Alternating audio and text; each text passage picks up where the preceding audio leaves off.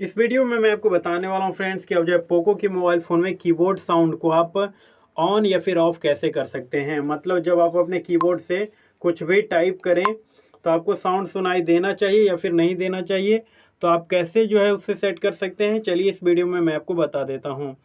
तो अभी आप देख सकते हैं कि मैं यहाँ कीबोर्ड से कुछ भी टाइप कर रहा हूँ तो यहाँ पर साउंड सुनाई नहीं दे रहा है, मतलब कि साउंड बंद है। तो ऑन करने के लिए देखिए, सबसे पहले आपको यहाँ पर कीबोर्ड को ओपन कर लेना है इस तरीके से। तो आपको यहाँ सेटिंग का ऑप्शन मिल जाएगा, आप यहाँ पर क्लिक करेंगे।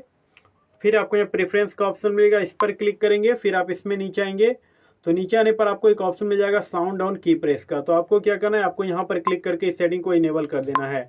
अब देखिए, आप कीबोर्ड से जैसे ही कोई भी वर्ड टाइप करेंगे तो साउंड सुनाई देगा। चलिए मैं यहाँ पर टाइप करता हूँ,